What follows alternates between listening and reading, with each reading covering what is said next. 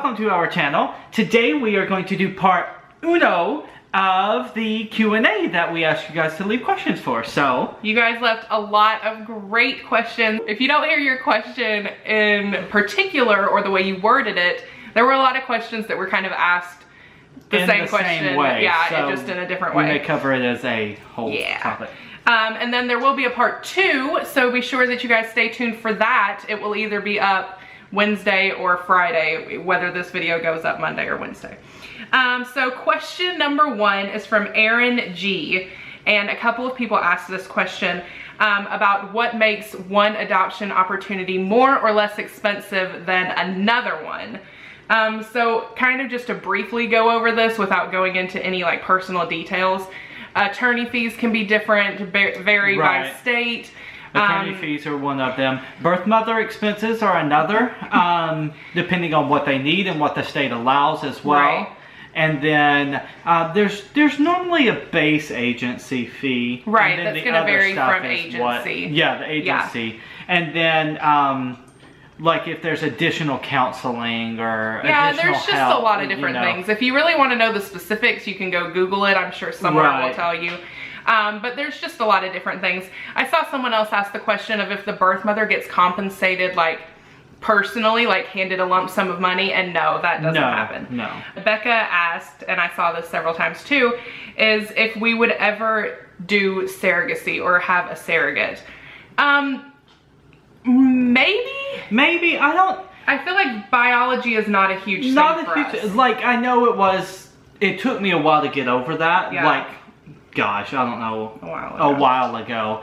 But like, it's not an absolute necessity for us to have a biological child. So I don't know that I would go through surrogacy because you still run the risk of the pregnancy not being sustainable. And then those funds that you use for surrogacy, you could have used towards another successful adoption. Right. So I don't know that I would ever personally choose it. That would be something that we would have to really discuss. But I think we're probably on the page of we would just do another adoption. Yeah, I think so. Samantha, I'm not even going to try to say your last name. How Seal, maybe. She asked if this would be an open or closed adoption, which a lot of people ask that question as well. There is a huge spectrum of what's considered closed to what's all the way open. to open. And we kind of, with this match, are falling right in the middle of that. Right, they would classify it as like semi-open. Yeah. But we were absolutely open to anything. And the previous matches were different. Right. And so it's kind of just we're very much in a place of we're open to anything, and we want for the birth mother, expectant mother, whatever you want to call her, whatever term you use, we're very much open to whatever she wants. And the important thing for us is that she is comfortable, not that society is comfortable with what we choose. Or what she has chosen. Right. And this might seem like kind of a tangent, but I have noticed a little bit of hate regarding some things that people just don't understand about adoption and directing it towards us. And the one thing that I hope you guys take away from these videos from us is just how much we love these women and how much we are 100% willing to sacrifice everything that we ever wanted to make sure that they are comfortable and make sure that things go the way that they want for them to go. I guess my plea to some people would be just to know in your heart that if our adoption is closed, open, or semi-open, that is because she chose that. Not because of our insecurities or us wanting to be selfish or us wanting baby to ourselves. No, and truthfully, we went into it wanting a more open adoption. Right. And we were really open to a wide spectrum of what they considered open, and probably more so than most people. We were as far open as you could be. As you can be. Whatever the birth mother wanted, we literally told our agency, whatever they want, we'll follow. So yes, the answer to your question is yes, our adoption is open. And it is open to her to change those terms at any point in time. James Elliott asked, what's your favorite thing to do at Disney World? And is the baby going to have a Disney themed bedroom? So I'll let you answer the first one. Oh, I don't know. There's so many things. Being there? Soarin's probably one of my favorite rides if I'm choosing a ride. Okay. But I just like Epcot.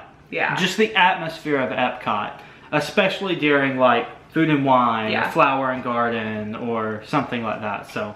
And then, is the baby having a Disney themed bedroom? That is going to vary depending on the gender. I have a lot of Disney themed ideas for a little girl, but for a little boy, I have a very specific theme in mind that's not so much Disney. Right, you can incorporate some Disney, but it probably won't be as Disney. Right. We have, if you guys know what Tsum Tsums are, you may have seen them in our vlogs, or if you go to Disney World, you see them.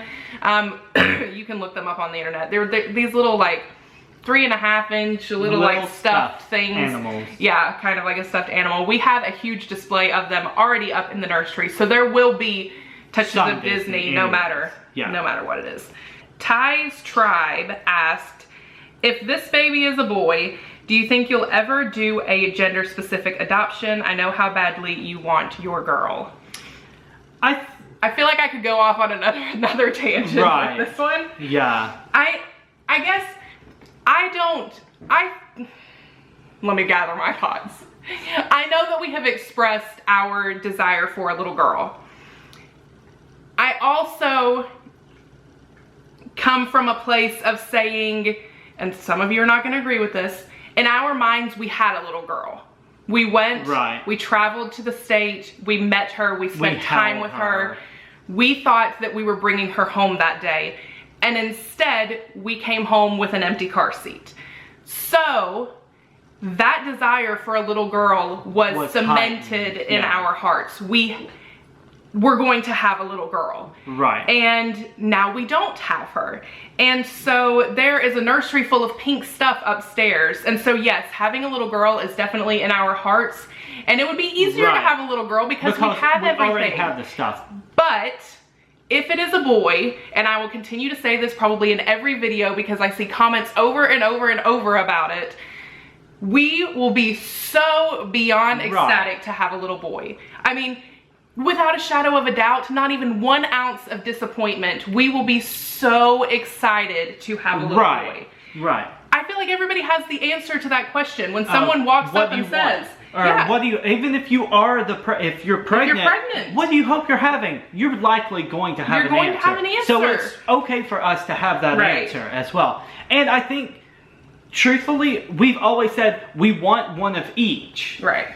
So probably whatever we have now, the next time we will be gender specific for the other. Right. So yeah, we'll close off that tangent before I go on a rant.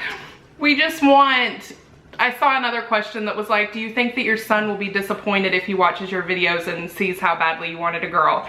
Maybe I'm crazy, but I feel like we don't talk about it that much. And if we did talk about it, it was in those videos where we found out that she was having a little girl. Yeah. And we were ecstatic. We would have been just happy with a little boy, but it was a little girl. Anyways, I know you weren't meaning anything bad by it. You were just being nice. But yes, no matter whether we have a little girl or a little boy, the next one will probably be gender specific. Michelle Daniels asked if we would start doing Fit Fridays again. Maybe, because I feel like it really motivated us to keep going through the week. Yes. And we've fallen off the bandwagon. We have, and truthfully, we've been so busy that we've been eating out, and it's just terrible food for you. Thankfully, we're not gaining any weight. Yeah, we're maintaining, which is fine. It isn't coming off anymore. And Mama Kelsey asked, what is your biggest fear or worry about becoming new parents, and what are you looking forward to doing the most once you become parents? I'll let you answer first, and then I'll answer. My biggest fear is that I won't live up to their expectations, and I know that's like down the road, but like I feel I want to be the absolute best parent, and I know like everyone's going to be like, you're going to be a great dad, whatever, but it's like it's always that fear of like not being good enough. And what are you looking forward to doing the most once you become a parent? Snuggles. You can ask her. I love holding, like, I would hold a baby for hours. You really would. Good, you're going to get to do that. Change the diaper, hold it some more. So yeah, you do.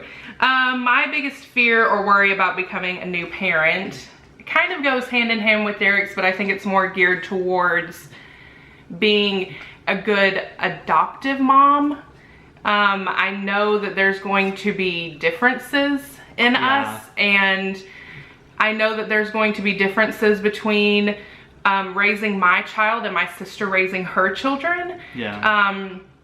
And so my fear is just geared towards being the best that I can be for them, and that I give them everything that they need, and that I'm there to answer the hard questions, and that I'm there to encourage them, and there to make sure that they know that they're loved by us and their birth family.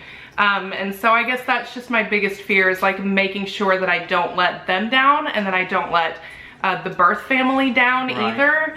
I feel like I have a responsibility to them to make sure that any of our children know how much they were loved, and that it wasn't a decision made out of hatred or because they didn't love them. What am I looking forward to doing the most once I become a parent? Going to Disney World. Yeah, I really am. I think about it all the time. I'm so excited about that. Amy Krell asked if we pin trade in Disney. We don't, but we used to collect Vinylmations, and if you went, or if you know anything about those, they used to do trading in Disney as well. That stopped like, what, two or 3 years ago? Two and a half years ago. Yeah. So no, we haven't gotten into the pin trading. I feel like it would be a slippery slope if we got into pin trading, because there's so many. So many, yes. Victoria Wardlow, I don't know why I said your last name so weird, asked if we get money back from other matches, and asked if we are totally excited. So yes, we are absolutely ecstatic and excited, and there's not enough words to cover it. As far as the money thing goes, we are with an agency that does risk sharing with us. So if an adoption match falls through, or the adoption, like the last one, they decide to parent at the end, we don't actually lose any of our money. It's just moved forward to the next match. But that does vary by adoption agency. So if you're looking into adoption, you would want to check. I will link either in an iCard or down in the description below a video. I believe that I posted it. I made an entire video on how to choose an adoption agency and why we chose our adoption agency. You can go listen to all of that. But yeah, that was the #1 thing that drove us to American Adoptions, which is our agency, is the fact that if something had failed, we were covered. And everybody wants to think or not think about the bad, and everybody thinks that would never happen to me. I know we did, and it did. And while we were driving home from the birth state, we didn't have to worry about that. We didn't have to worry about finances or anything like that. So it's very nice to have super nice. How long of maternity leave does your employer offer for mothers, and how long of paternity leave does your company offer for dads? I am a partner in a pet sitting business, and so I make my own schedule, and I have other women who will cover me while I'm gone. So I kind of can take, within reason, whatever time I need. Yours is unpaid. Obviously, because you're not offering the service. So my employer does different for men and women. So men, the father, gets to take 6 weeks paid leave throughout the first year of the child's life.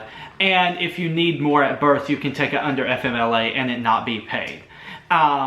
If you are the mother, the person giving birth, or I think it works for the adoptive mother as well, they get 12 weeks of parental leave. Derek has been looking into other job opportunities, and that was one huge thing that we noticed was different with the company that he works for, is that he has that paid time off. Amy Krell asked again, or she asked another question, do you run the whole time? What was your time? I would love to do a race, but I know I couldn't run the whole way. So she's talking about our Disney races. We've done a 5K and a 10K. We've done several of each. Several of each. The 5K we run more because it's a shorter distance. The 10K we stick to intervals. We do 2-minute runs, 1-minute fast walks, 2-minute runs, and you just repeat it until you finish the entire race. Right. So no, we do not run the whole time. And if you're interested in the Run Disney races, check out their website. But basically, you have to keep a 16-minute mile from the very last person who leaves the last corral. It seems intimidating, but you would not imagine the amount of people that walk the whole way. Walk the whole thing. Or do like we do and run walk. That has made a huge difference in our training, is running 2 minutes and walking a minute, because it gives your body time to recover. It gives you something short to work for, because when you're running a 10K, you're running for like an hour and a half. Right. And I know for me at least, I have to have those small goals of like, you made it, you get to walk for a minute. So right. that is huge. Yes.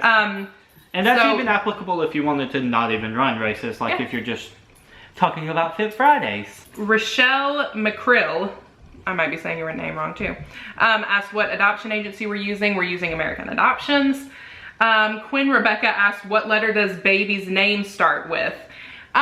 Surprise! I also saw someone ask, they said to do a video of names that we love but won't be using. We may very well do that. We could do that. We have plenty of them. But yeah, someone else said that the baby's name started with an H. Our last name starts with H, so that's why we call them baby H, because the boy and girl name have 2 different letters, and so it would be impossible to call them baby LJ or KP or something. And that is not one of them. No. Married and Blessed asked, do you guys plan to take baby along to the Disney races? So we do. We will take them. When someone is there to watch When someone is there to watch them, because they do have strict regulations on how old someone has to be in the race, because you can't have strollers. Right. So yeah. I also saw a couple of questions. I guess in a video recently, I mentioned that I lost 100 pounds. There are kind of videos on that, but not a ton. So any of our videos, if you go back, any Fit Friday videos, I think I even did an entire video talking about me losing 100 pounds.